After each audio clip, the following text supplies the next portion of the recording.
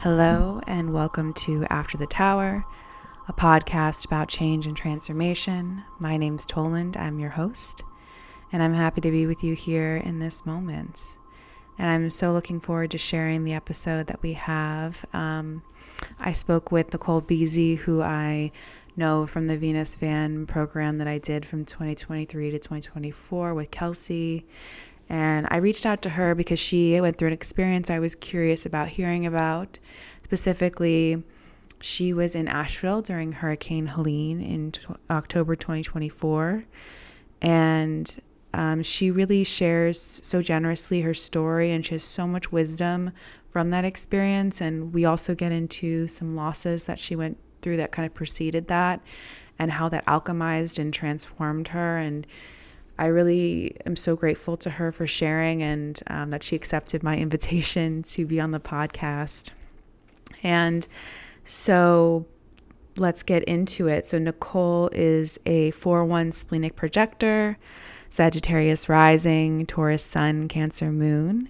You can connect with her work at NicoleBZ.com and listen to her podcast, You Know Everything, wherever you get podcasts. And you can connect with me at tolandlawrence.com. I do human design readings, tarot, coaching, whatever. All right, without further ado, let's get into it. All right. Well, hello, BZ. I'm so happy to have you here on After the Tower. How am I finding you today? You were finding me very post tower, so very appropriately here, and just very grateful. I think connection and conversation is processing a lot of the energy we're all probably in, and so thank you for creating this space. Well, thank you for accepting the invitation. It's exciting. It's exciting to have these conversations. Yeah, so I think the first question I've been asking my guests is just what is your association with the Tower card in tarot? Like, what does it bring up for Mm, you in this moment? What does it conjure for you? What feelings do you have about it?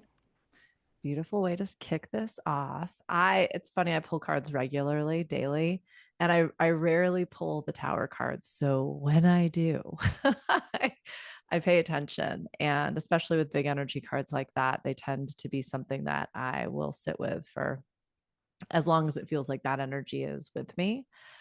Tower, I have an interesting relationship with because I love change. Like, I love moving and I love the beginnings and ends of things. And I tend to perform very well in chaos. So when I pull Tower, it's a great heads up. It helps me ask, what am I clinging to? I can get very hyper fixated. I can get tunnel vision. That's one of the reasons I pull cards and look at the stars, is to help me remember there's a big universe and a big world and other people out there, and we're all co-creating together. I In tower moments, I'd like to say I go limp. I think I've learned to go limp, and I'm very solution oriented.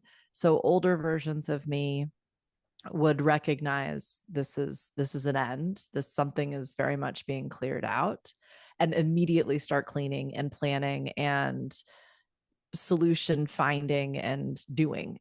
Mm-hmm. As I've kind of gone through that and seen how it works, but also how it can hinder, because creating in those moments doesn't always lead to fruitful harvests.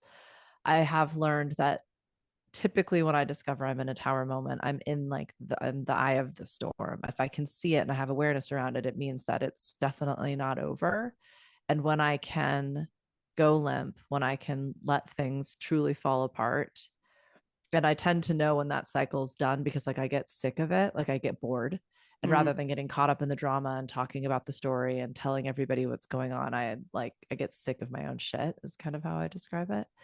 I, I think of that more as like the reversal energy, if you will. Like, this has happened. And now, again, I get kind of excited because I look at that rubble all around me and I think, okay, it's time to build. And one of my teachers had pointed out that, I'm just trying to think of their name, it'll come to me because I like to give credit where credit's due. But the tower reversed is like hanged person, and Mm, that like really resonated with me. And I personally, in pulling cards, don't actually like think in terms of reversal energy. I think the card offers all of that, and it's up to me to kind of understand, like, oh, am I through this? Am I hanging on to this? Am I gripping this? Is this something that's coming? So yeah, I also be careful what you wish for. But I think I've like created a lot of tower moments in my experience because I mhm. do like a little bit of chaos. And in my more mature and wise and also like very post tower era, I'm gonna really lean into like peace and Mm. calm and like star card energy. Yeah, no, I really appreciate that reflection. And I love that piece where you're talking about, because the major arcana cards, all of them, but I think the towers is one of the most potent in this Mm, example of when these energies come in, they're like forces bigger than you. This is not like your everyday card, and this is something you surrender to. This is something you encounter with. It's not something that your agency is really supposed to be in a lot in, really. And I think just that, and it's so hard for people to do that, just like you say, like when chaos and transformation happens, even, as you say, you're someone who like intellectually is more open to it, but there is this desire to take control or to mm, decide the outcome or to kind of figure out what's going to happen when, but what we learn and what you've talked about is this, there are times when we need to surrender, and because that those bigger forces will take us somewhere we don't even know we need to go. And I think that's such an important point. And the other point, which is so helpful as well, is that that doesn't last forever. Then sometimes mm, we got to get agency back and figure out what's next. And it just reminds me so much of the Pisces Virgo axis and where the mm. nodes are there right now, North Node in Pisces, South Node in Virgo. And it's like this surrender versus agency, which Kelsey talks a lot about. And I My just north node is Virgo, south node Pisces, just for the record. really, Yeah. really, what's your story about that? Like, what is that? Like, what is that? Like, what do you feel that journey is for you? I I mean, I always joke like Pisces is like big dick energy. My like best friend and housemate is like a hardcore Pisces.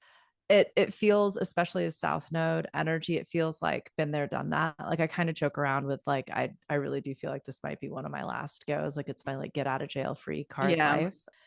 I am not a details person. And I've dated a lot of Virgos. I work with a lot of Virgos. They teach me so much, just like my Scorpio friends with like a Taurus sun, right? So for me, it's just the constant reminder, like lean into that energy. Like that is your growth. That is like it's friction. Like I find it's like an irritant because it doesn't feel like, how do I want to phrase this?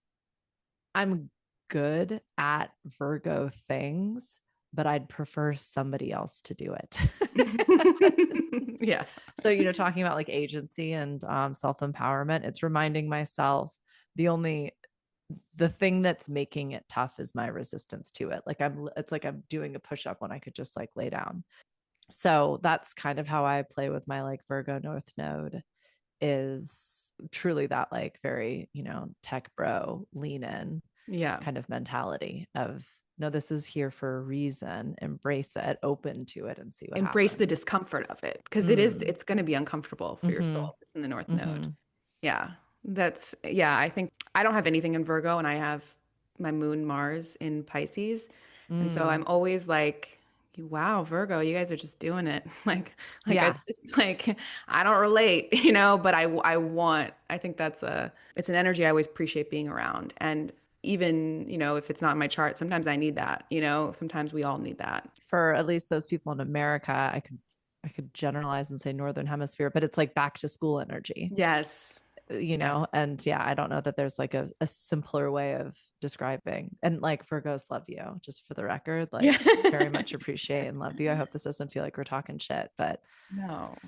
yeah, it's like sand in your shoes, for me when I'm being Right. offered an experience that feels like the details, if you will. Yeah. Right. We're talking about the North Node Virgo story. That's very different than being Yeah. a Virgo sun. That's very different than Yes. having Yeah. other placements in Virgo. It's a completely Yeah. different discussion, Like my Pisces bestie, Pisces sun, Virgo rising. And it's just like such a Mm, beautiful like yeah. pair. I'm like, oh God, that would actually be a delightful combination. Nice balance there. Yeah.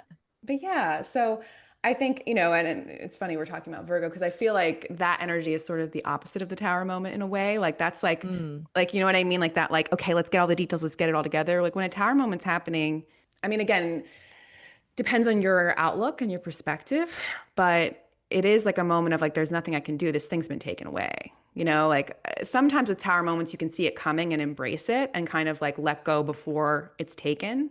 But in general, it's like something's taken or something's removed, something's changed very drastically. And it's like, there's nothing you can do. There's no mm, agency you can take. It's really about allowing that change to happen because that's part of life, like, mm.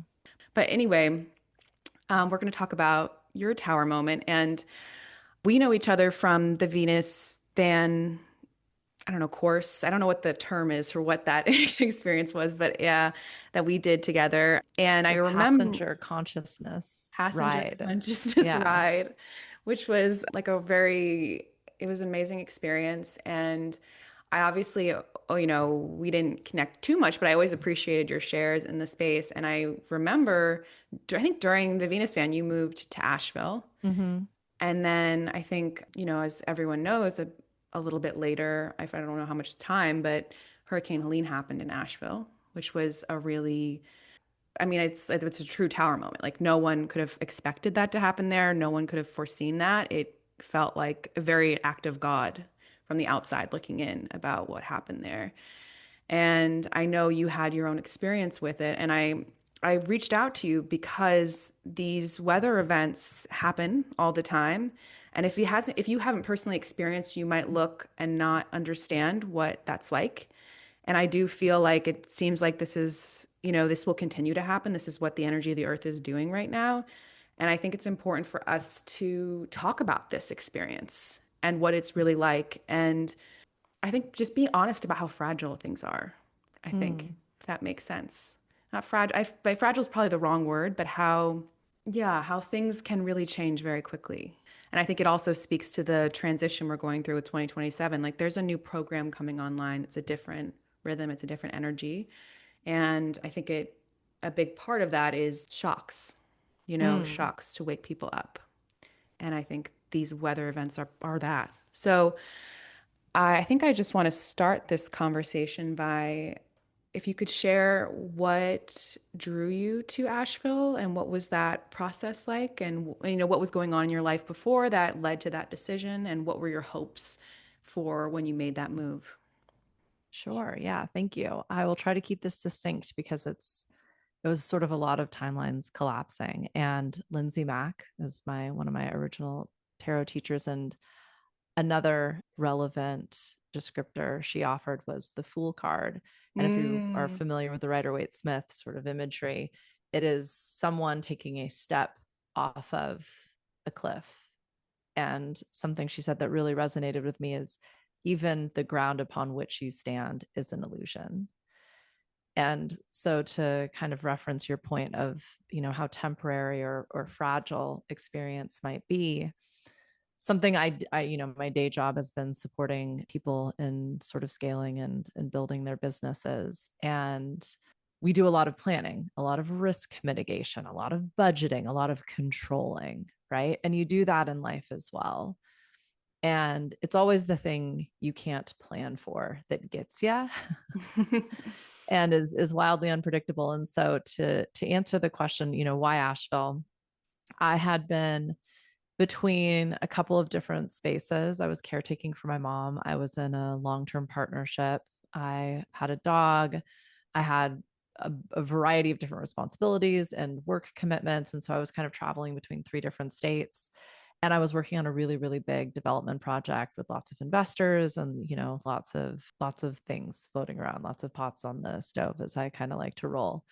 And, the tower moment, like sometimes you can feel that energy's coming in. I mean, I think all of us would be remiss to say we haven't felt like big change happening probably our whole lives. Like anybody listening to this, the age of Aquarius is upon us. Yeah. And we've been listening to that song since we can remember. So one of the bigger projects I had been working on was falling apart, and the caretaking of my mom was going to be coming to an end. And my partner at the time and I were kind of like, you know what, like, let's find a new beginning before we kind of like crash into the end of all of these different projects and commitments that we have. And so we just kind of started looking for something new.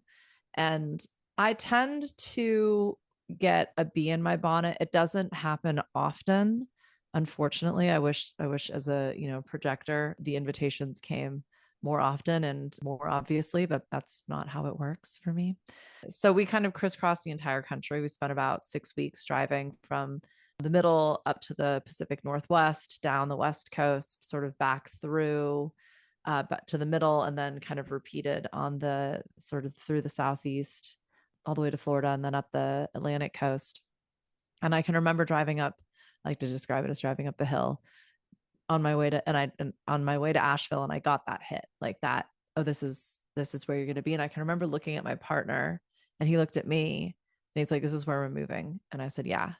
And we hadn't gotten here yet. I'd been here a handful of times for my old work. I did a lot of gigs in Asheville. I was aware of how beautiful it was. I was aware of the sort of community and the culture, and that, it would be simpatico for me. So when I got here, this is February 23. Mm-hmm. I was looking for a new project, and I had been deeply invested in cryptocurrencies and really playing with this idea of community and paradigm shift and how do we create the world we want to live in. That's how I think about and talk about business ownership. Is the ultimate like punk rock move is like you can create your own livelihood and really play your own game, write your own playbook, create your own rules, break your own rules, etc. And I have some thoughts on existing sort of societal structures and economic structures. And I thought, I can think this as much as I want. I can talk about this as much as I want, but I would like to create a structure that actually works. And I need to find people that are willing to kind of experiment with me. And so I started looking at different properties and different ways of making that happen. And long story short, I was not able to essentially like win an offer and engage in kind of a new real estate venture. And I kind of left Asheville wondering, well, what next? And at that point, my things were going really downhill very quickly with my mom. I typically travel for 6 weeks overseas with friends of mine every summer. And I thought, let's go limp.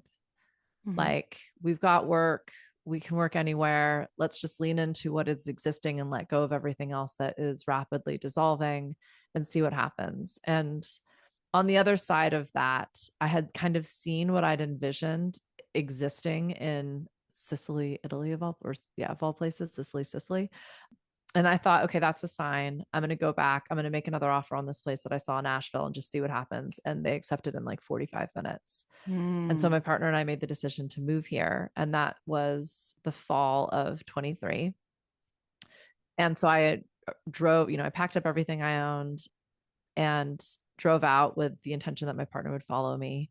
And we would run this property together because he can do all things handy and building and construction, and I can do all of this sort of admin and management. And I had this whole like sort of closed cryptocurrency ecosystem that would supplement rent and create this sort of different economic system, which I thought would be worth experimenting with. Fast forward 6 months, my partner never showed up. So I'm doing it by myself. Fast forward another 6 months, Hurricane Helene happens. And am I jumping ahead in the story? I realized I was supposed to answer the question, how did you end up in Asheville? But I'm already going to the hurricane part. So I thought I'll pause. Pause here. Yeah, we'll pause here. Yeah, I know. I was just, and I was entranced. I wanted to know what happened next. But yeah, no, I appreciate that. And like, it is like, Yeah, I love the way that you articulated that and like the magic of it, and like your spleen speaking to you and you having this moment and then it doesn't work out and then you come back and you have this vision, right? You have this vision that feels very true to you and very real to you. And this is part of, like, again, this is part of the process. And then it doesn't, your partner doesn't come. And then this hurricane hits. I guess I'm curious about, it's hard because I'm like, I have a million things I want to ask. But anyway, we'll just go with it. Let's start with your partner not coming. What was your Mm, initial reaction to that? What was like, like, how did that first hit experience for you? And yeah. then, yeah, what was that piece like? That's a great segue because I mean we'd been in a relationship for 7 years. We had a dog. This was, I mean, I was literally renting a room in someone's house because I was looking for homes for us. Yeah. And I I think in relationship tower moments, it's so challenging to know if you can sense it coming or not, because Yeah. I think all relationships ebb and flow. And Yeah. if everyone were just to walk away when it ebbs, like you would not get to that next kind of level of flow. So it's really, and and as much as we have agency and create our own realities, that is like a true definition of co-creation. You are not in charge. It's not Yeah. all individual, and also so much of the work to be done is like individual. So anyhow, I digress. I am a big believer in endings, like I said, and I think especially in relationship we can white knuckle it. I am not one to make a decision out of fear, and I think it's easy to go, well, I'll be alone. And I mean, I had moved to the other side of the country and knew no one, so I was like emphatically alone. I believed that we had a really, really, really good run. And I know that we're both really, really, really good people. And in as much as I thought we were creating the next, we were co-writing the next chapter together, I guess what had happened is we ended the book and I was starting my prequel, if you will. Yeah. So it was a slow burn. I mean, I was here for like 3 or 4 months, and which like coincided with the holidays. Hmm. Also coincided. Oh no, my mom hadn't passed yet. Yeah, and he wasn't far away, and I kept just saying, you know what, if you can't prioritize a few days to get here for Thanksgiving or for Christmas or to just see me at this point, like let's call this what it is, over. And that was heartbreaking and disappointing. And I'm still in way over my head. And it would be so easy for me to get really upset and to blame him and to shoulda, woulda, coulda. But at the end of the day, like that changes nothing. And when Yeah. we finally had a conversation where I essentially explained just that, and probably in as much time, it was like a 30-minute conversation, he started to get into the, well, you could have dot, dot, dot. And I said, let's not go back. Like, we both did our best with what we had at the time. And I think we had a really, really wonderful relationship. I also have a knack for like, with the big important relationships in my life, like I will stay in touch, but I Mm. tend to go no communication for like at least 6 months to just hit reset on that, to sort of redefine like our expectations and understanding of what this relationship might look like if it is to evolve. So it was important to me to not get bogged down in the he said, she said, and blame. And at the end of the day, like he helped me more than anyone in terms of caretaking for my mom and just being a support for my family. And when I call someone family, I take that seriously. And so it was just important to me to truly honor what we had had, and to also honor that it was going to be very, very different moving forward, and that it would not ever be what it was and any longer. And yeah, that's sad, but it's also beautiful. That time was layered with so much transition for me. Moving to an entirely new place is challenging. Taking on that property took up 24/7 of my like energy and focus, because I just had so much to learn. And just, I was taking care of 8 new groups of people, and yeah, there was just so much happening. I think I was able to kind of, I don't want to say compartmentalize, but it felt like a piece of like a very chaotic pie that I was Yeah. like being force fed. So yeah. Yeah, no, I think that I really appreciate that reflection. And I think it's so beautiful and true that, you know, I mean, I've had breakups and you can play the blame game all you, I mean, I've played the Mm, blame game. I've felt like a victim in these relationships. At some point, you got to let go and you got to appreciate what you got from that relationship, take the lessons. And sometimes you continue to have that person in your life in some capacity, and sometimes you don't. But I think that there's a lot of wisdom in what you shared. And at the same time, I can imagine it was, I mean, this is a huge project you were taking on, and you expected to have someone with you to take that on. And that of course is disappointing. And I imagine as a fourth line, I don't know, but your network is everything, and to lose such an important mm, part of your network is, I just would think it would be extra tender for a fourth line. And maybe it wouldn't be for me as a fifth line, because people have all sorts of opinions about me, and they stay or they go, and it is what it is sometimes. I don't know. I'm curious about that, but I also want to touch into the loss of your mom and the grief piece. mm, Yeah, let's go there. So, you've been caretaking your mom and she mm. passes. Is this before or after Helene that she passes? Right And like before. right before. Hmm. So again, to whatever extent you want to talk about that, what was that experience like for you, and what was coming up for you at that time? And losing a parent is very significant, regardless of your relationship with them. It Yeah. has meaning. What I will say is sometimes I cry. That like the grief around that is like I feel like I'm like swimming in it up to my eyeballs. And so most of the time I can kind of like keep my head above water. Elizabeth Gilbert, who I'm not a huge fan of, Yeah. but she has a beautiful piece on grief and describes it like a tidal wave. And like you can't see it coming. And when it crashes, it totally washes over you. And I'm butchering it, but that's absolutely how I've experienced it. So um she'd been sick for a really, really long time.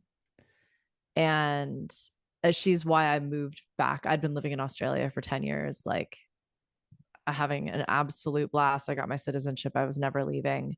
And then she got sick. And, so that was another tower moment for sure. So I was aware that whatever my trajectory would look like, I would want space for those last few years.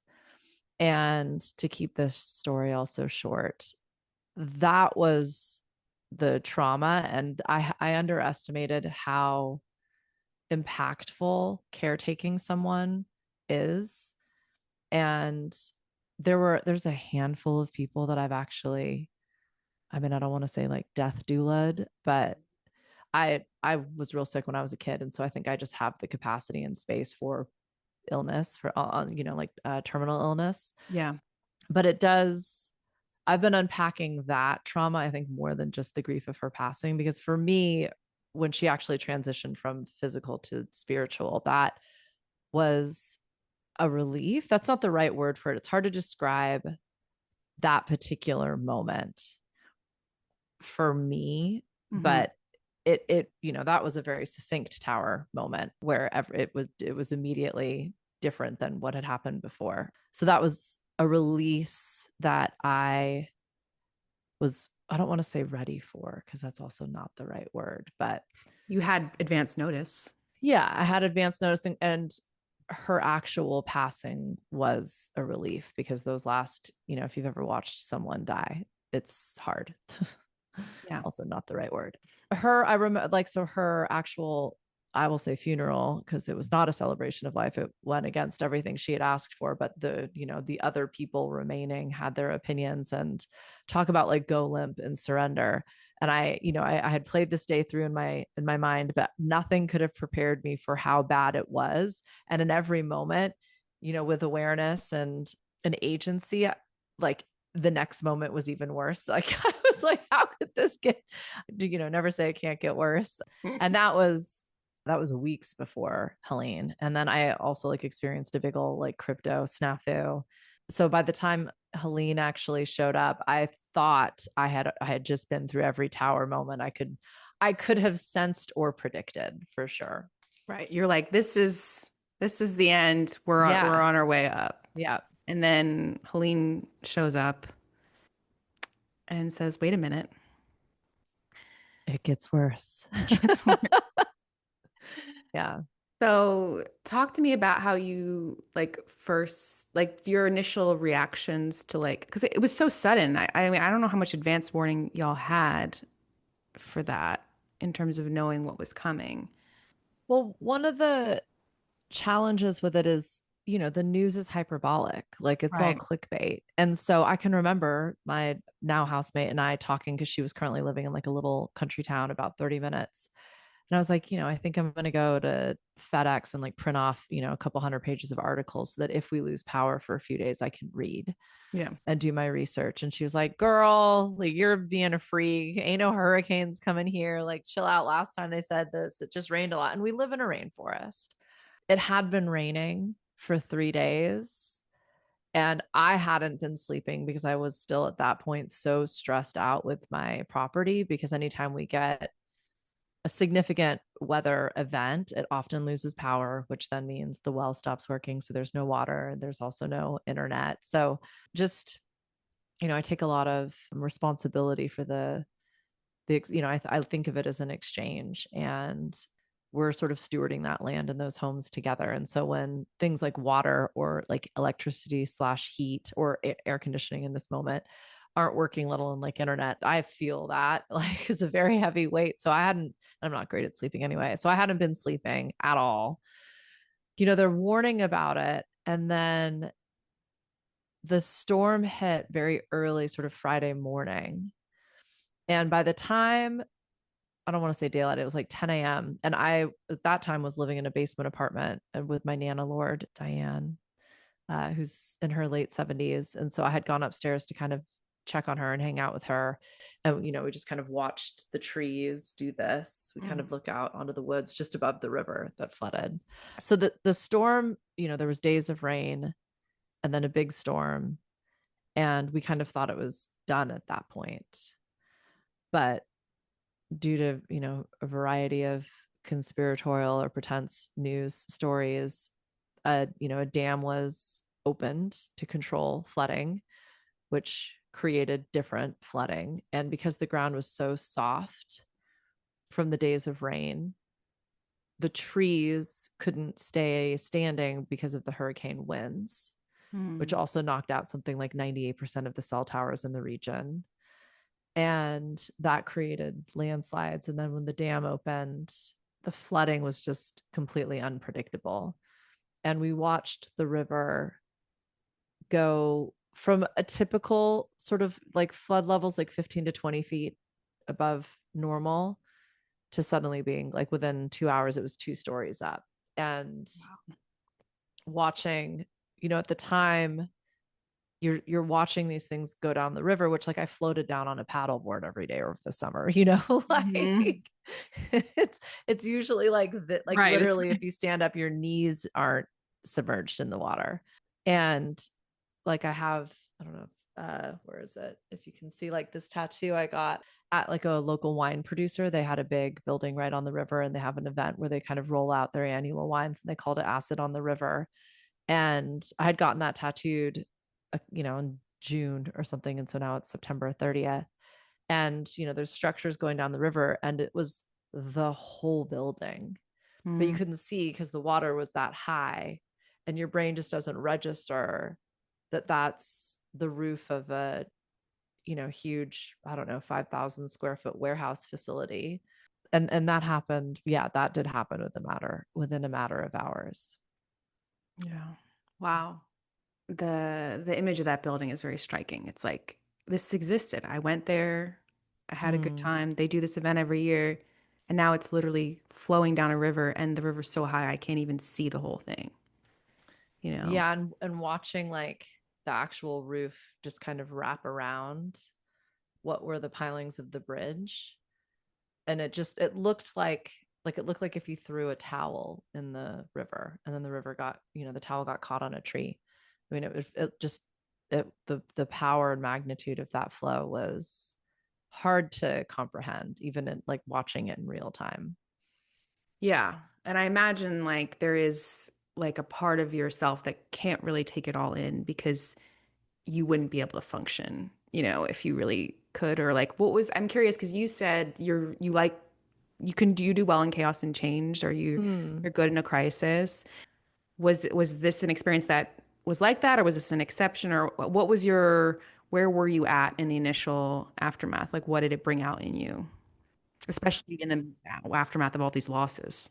Yeah, in that moment, what you go to is your immediate surroundings. And I think what I couldn't fathom and therefore didn't consider was that what I was experiencing was what everyone was experiencing within like a 200-mile radius, because I mean, if you've ever been to this part of the country, it's just all rivers, Right. and all of the roads are next to the rivers, all of the train tracks are next to the rivers, a lot of the homes are next to the rivers. This isn't, everybody goes, well, one, you should have been prepared for a hurricane, and two, you shouldn't build in a floodplain.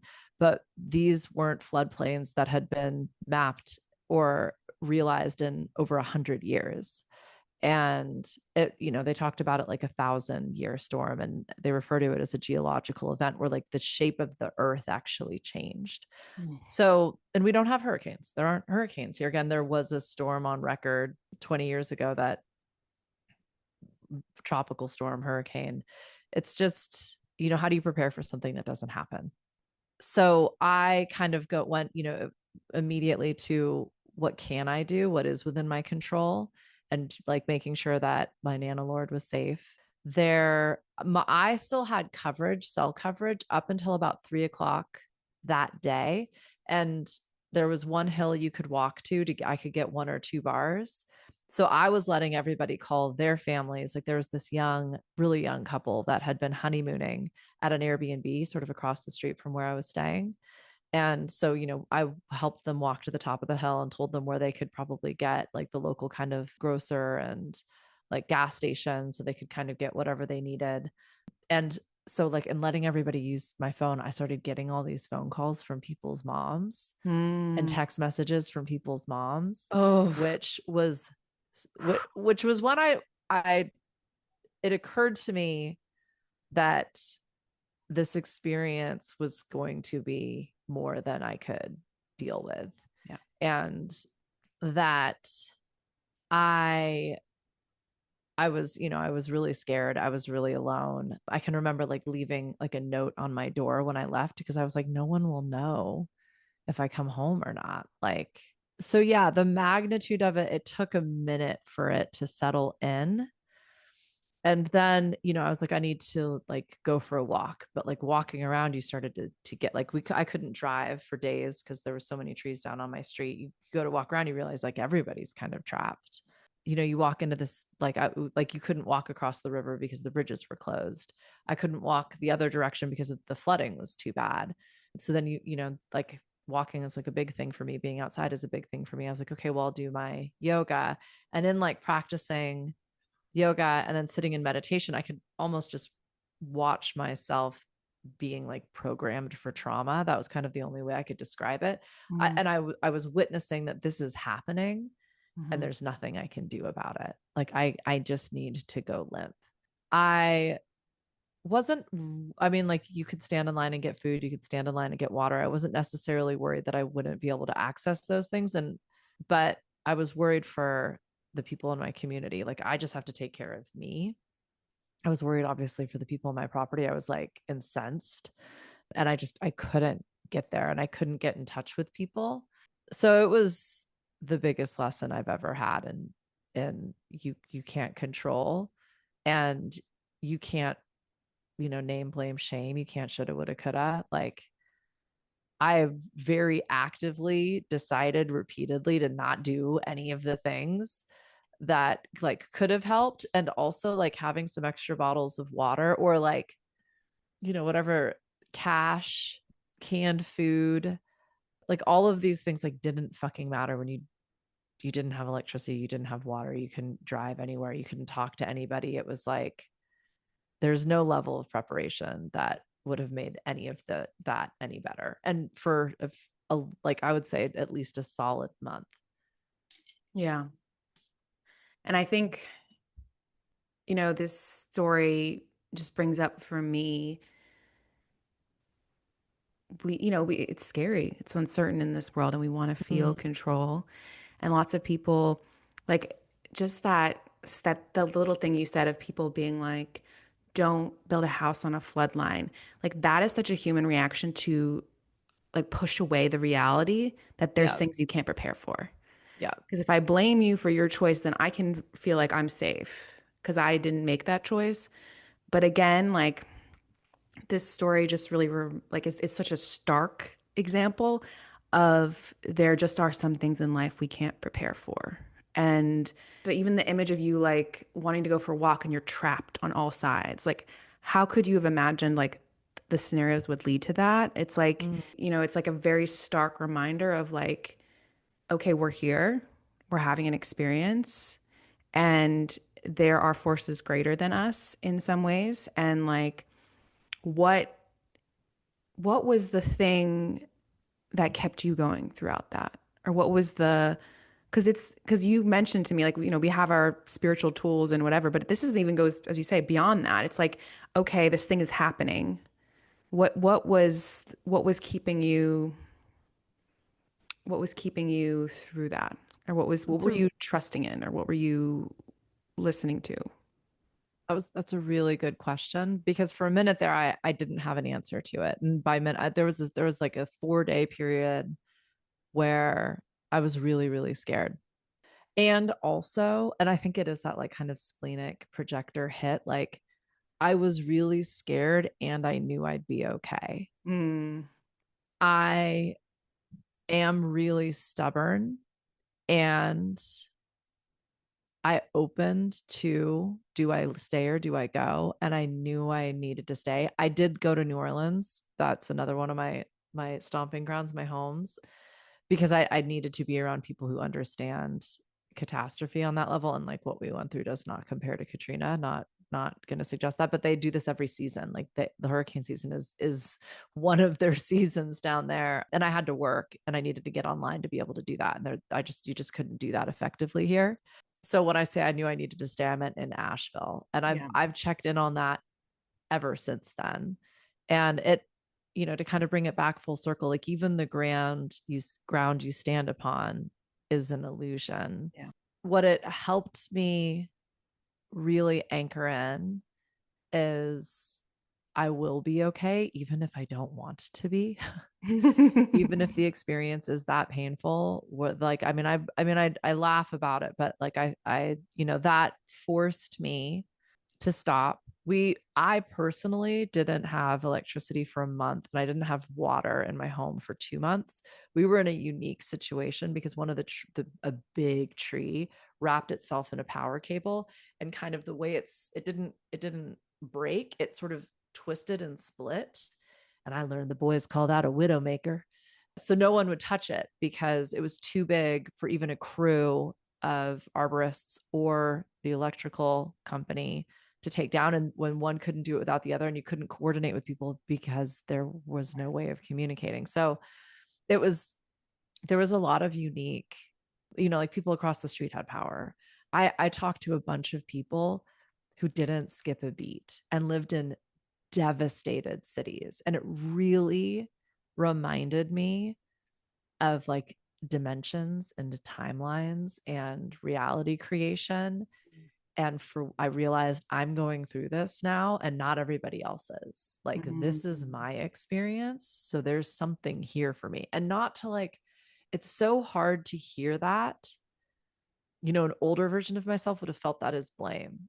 That version of myself was like the explorer going, okay, this is a jungle we've never been to before. Like how are you going to get through this? And yeah, I mean, I call it a place of privilege, but I really was able to just kind of go into the fetal position and lay on the ground and cry. And I got to grieve not just the passing of my mom, but the torture that was the 3 years of caretaking.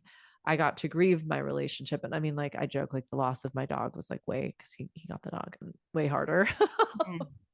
And I still burst into tears anytime I see a boxer. I got to grieve the identity I had around all of my work. I've done a lot of really cool things with work and like being air quotes successful, and everything has changed since then. And I got to go through that grief process. So in that tower moment, like I got to really hang out in it. And on the other side, like I know what surrender means. I thought I knew, but I really know. I got to transmute victim energy, which I realized has been a narrative I've told from like the hero's perspective. But to now really understand what that frequency is about for me and how to listen to it. I've had so many aha moments, and I have such a powerful understanding of self, and not just the like I made it through and I'm resilient and I can do anything, but like there's some really dark, shameful, air quote again, parts of me that I would not have seen without that kind of mirror. And it's really helped me understand like me as a whole. And I'm still kind of coming to terms with what that means in terms of my work, and how, I guess the super long answer to your question is immediately I was grateful that I was strong and healthy. I started volunteering, as in like literally digging mud out of people's homes and businesses. After a couple of weeks of that, I realized there's probably better use of my skills, as in like helping people access grants and funding for disaster recovery, and started leaning into that. I'm still doing that work now. And I realized, it was largely the artists and the creatives who got wiped out. And when I had come here, I didn't want to tell Asheville or the greater Asheville region what I thought my community should be. I really wanted to tune into what was needed. And I'm realizing it's a place for artists and creatives to be able to afford to live and to create. And my work is no longer my purpose. My income is no longer my definition of success. But those are like really trite statements. To actually kind of live that is the gift of that tower moment. And it's just never been a question of do I stay or do I go? Like I've never kind of been like more sure of who I am and where I'm at, while also having like no idea what happens next or how to make a plan. Like I was always the person that everybody would come to for answers. And for a solid year, I was like, I don't know. I don't know if I can do that. We can put it on the calendar. Like we can pretend. I had to back out of some pretty big commitments that I make, because I knew that 6 months was too far out, 3 months was too far out. It felt like 3 weeks was kind of too far out. And there's just a lot of constructs in this world that can't work with that. And I think that's totally fine. I just can't participate with that anymore, So it's just been a really interesting distillation process. And I have my ups and downs for sure. But that even in the downs, I know there's something here for me. I don't think I've actually found what that is yet, but it was really interesting seeing this community come together, and it's deconstructed my belief in, I don't know, I want like just preparation and planning mainly. Like you can think you have all of these things in place to keep you safe and secure, and when your basic infrastructure goes down, like none of that matters. Yeah. And that I think is something that is very scary for people to hear, but I think is true.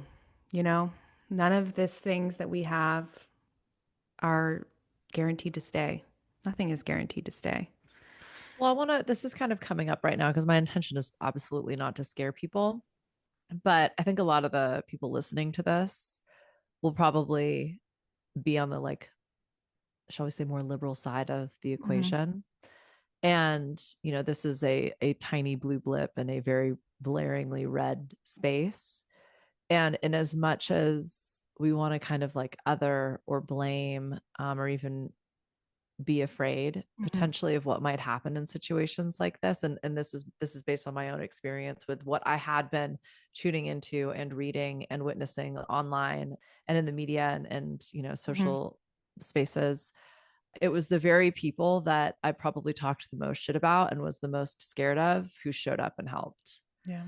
And we're like, I'll tell someone else's story, but a queer woman who was in a caretaking position, who was in a town that was absolutely devastated, and she was taking care of an elderly gentleman and wearing, very politically polarizing t-shirt. She's like walking down the hill with two empty gas canisters trying to figure out like how to get gas, and a truck with American flags and guys sitting in the back with guns pulls up, and she was absolutely terrified. She's like, don't make eye contact, don't engage in conversation. And they said, ma'am, is there anything we can help you with?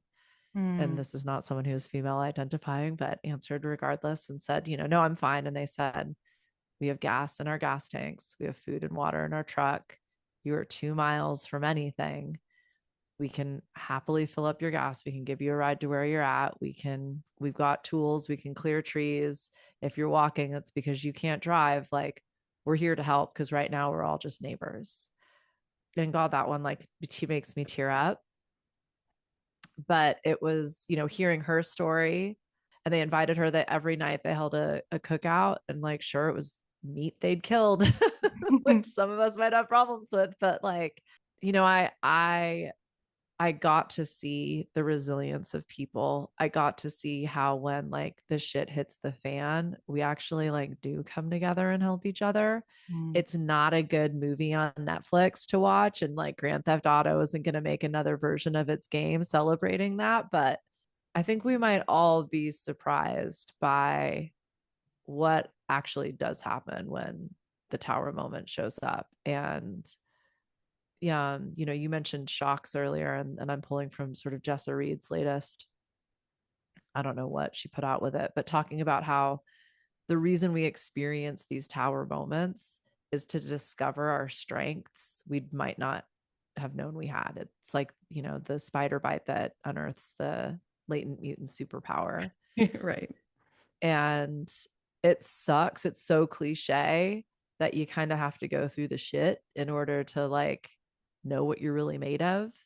But that applies to everybody. And it was just fascinating to me to see how people responded. And if you weren't someone that was gonna set up a table outside of your house and put everything that you think might be able to help people, and people with electricity were moving their refrigerators out the front, so if you had medication that needed to be refrigerated, you could put it in their refrigerators.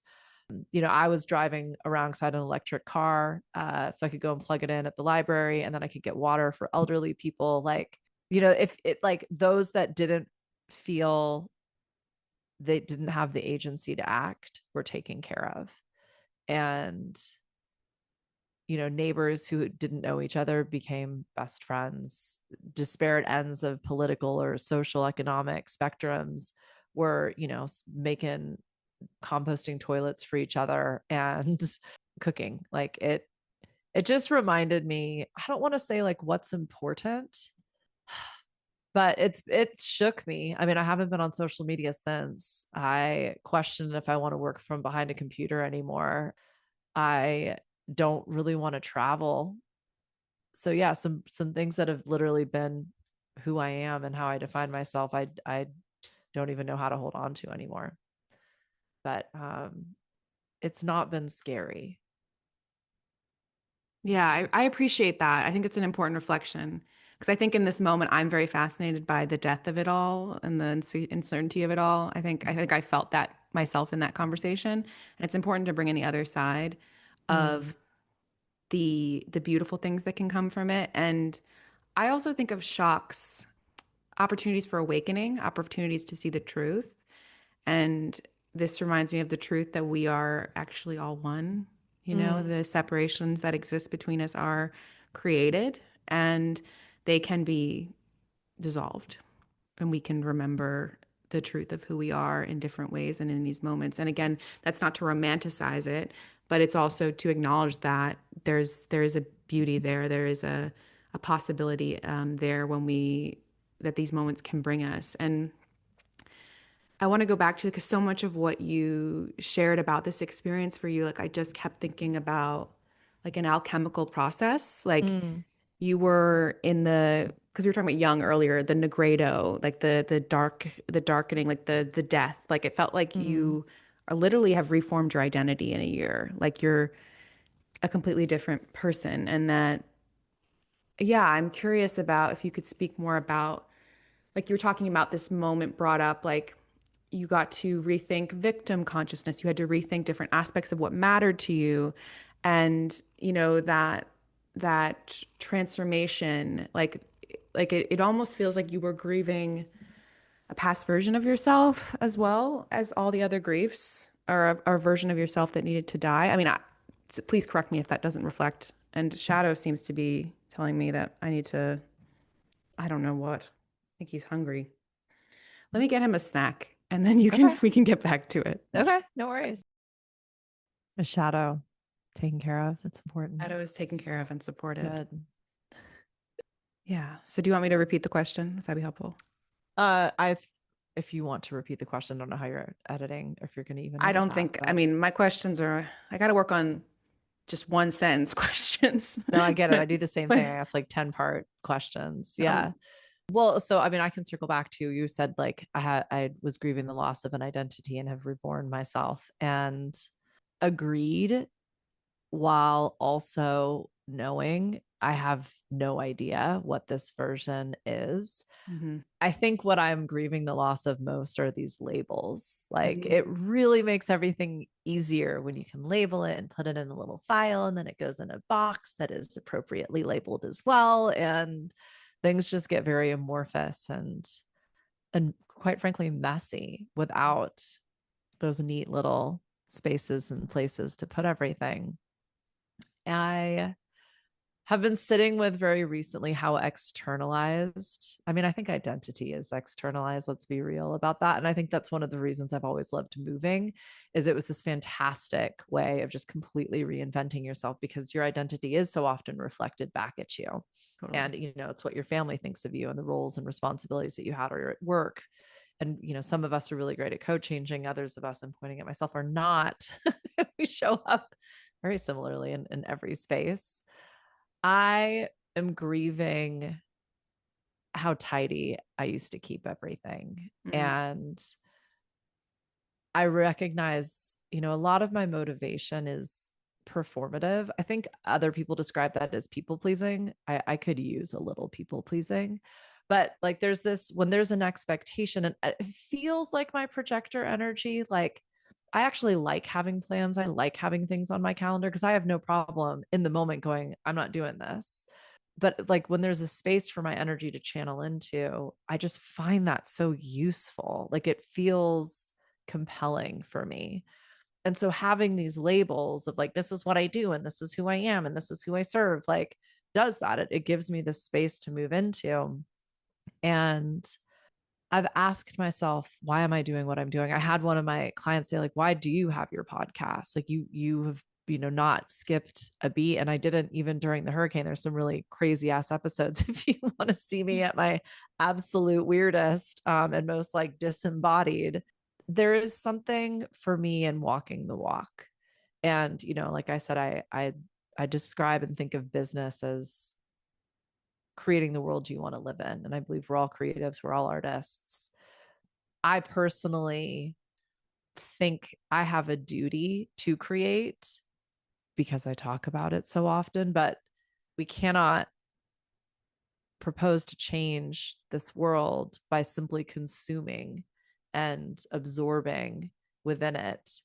So I create, I guess, because that feels like my purpose. I don't know that I don't, I'm not even concerned with what I have to say or what I write about or how I work with people is unique or special or different. It's another thing I kind of released, is this concept of being any of those things. But like it is my offering and my service, and it might just be as simple as that. Like getting paid for it. My bestie / housemate was like, you have to start charging, because after the hurricane, I let a bunch of people move into the homes on my property and not pay because they had lost their homes. And then friends of mine in LA lost their home in the fires, and I let them move into a different property of mine. And I just kind of trusted it would all work out. I am now under incredible financial duress. I joke that I'm in a worse position now than I was like when I was like in my early 20s with my first big girl job, like paying my first bills. And my oldest and bestest was like, you don't get a trophy for being a good person. And I kind of wrote about this in my last newsletter. So then, like, why? What's it all about? And that's what that tower moment has given me the opportunity to really explore, is like, why am I doing what I'm doing? And if I don't call myself successful or a coach or a writer or a creator, if I'm just doing what I do, what's my motivation? And I just realized so much of that was externalized. Mm. And we all have this opportunity in any given moment to choose like our best self. And that might mean like taking a nap or crying on the floor in your fetal position, or it might mean like helping, that elderly person step down off the curb and walk across the street by getting out of your car and leaving it in park. Like it could mean yelling at somebody and telling them something they didn't already know about themselves. Like no one can know what that means for any individual person. And that's in this, like, it's all an illusion and we all have agency, but yet we're co-creating in this absolute dumpster fire that is our world right now. Like I just kind of keep coming back to these moment to moments. Cause like I said, it has been really up and down for me. And there's times when I am really down.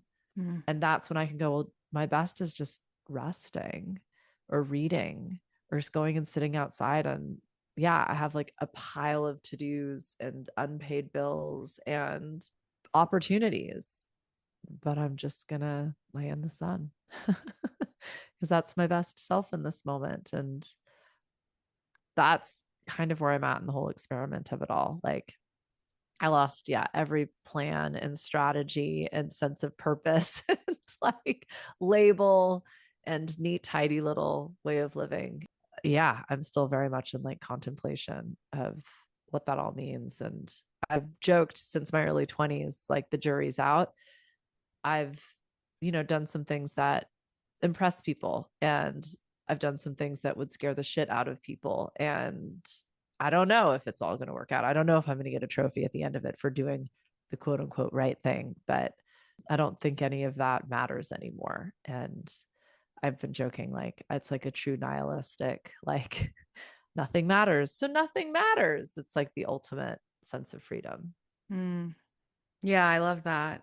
And I just feel this in your voice and the way that you're speaking, this sense of, even in the emotions of it, there is underneath like this sense of trust, this sense of Mm.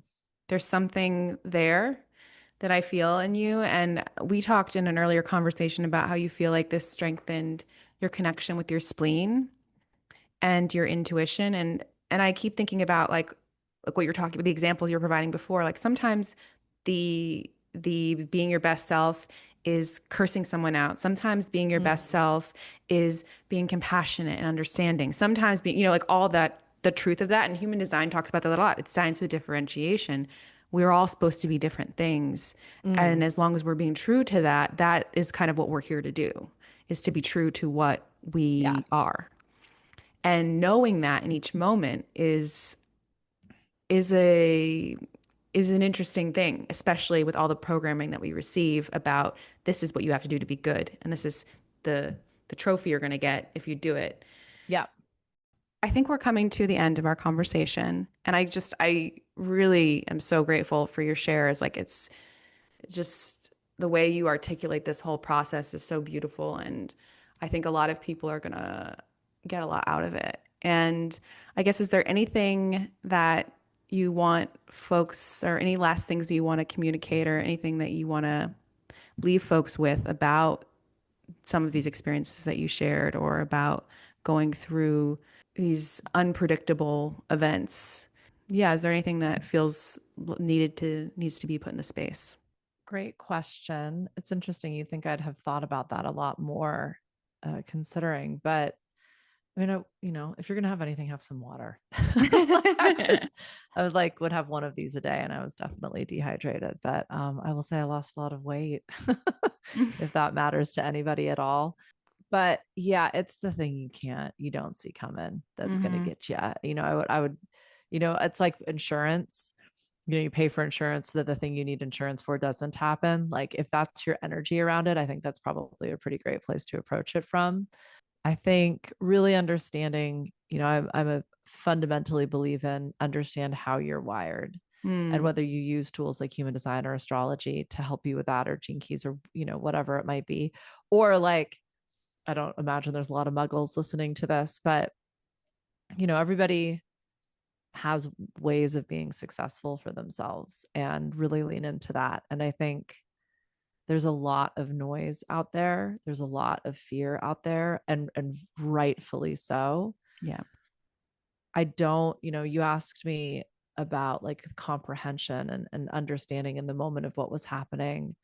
I don't think we have evolved yet to a place where we can Mm. could I have understood what it was like for everybody else going through the same experience that I, theoretically going through the same experience I was going through. And like I said, there was plenty of people who just didn't even skip a beat. And then, like one of my yoga teachers was buried alive with her family, and half of them didn't make it out of that experience. So it's all a spectrum, Yeah. and it's all relative, and you're absolutely entitled to your own experience. Your fear is real, and it isn't necessarily a fact, like you said. So Yeah. you get to turn up or turn down the frequencies of noise you choose to listen to. And it's not a matter of like putting your head in the sand or surrendering.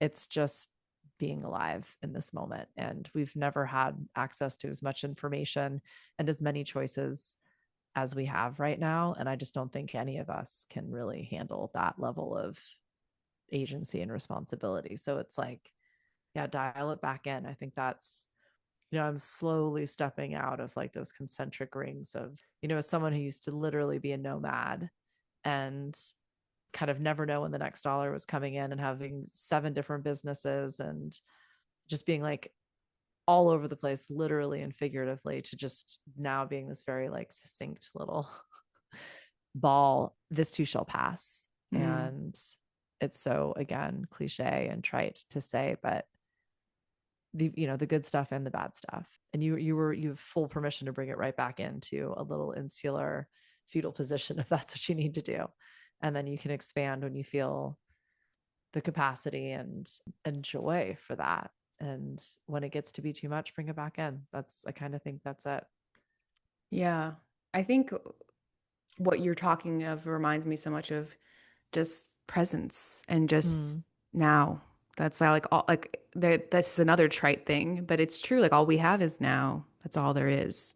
And so just being open to what's true in every single moment as it's happening is again, that's not we're not saying I'm not saying never plan. I'm not saying never prepare. I'm just saying there is this also truth of that all there is this moment. mm, And to be open to what is true to you in this moment and trusting in that. So, yeah. Like in New Orleans, they call them hurricanes because they usually will shut the city down for a couple days. And people will quite honestly like go to their local bar with like sleeping bags and like camp out because they're usually on generators and they have big refrigerators. And so they can still cook and drink and party. And, like if you can find a way to enjoy yourself and experience and give joy and love in these moments, like I think that's the only way we're all going to make it through. yeah.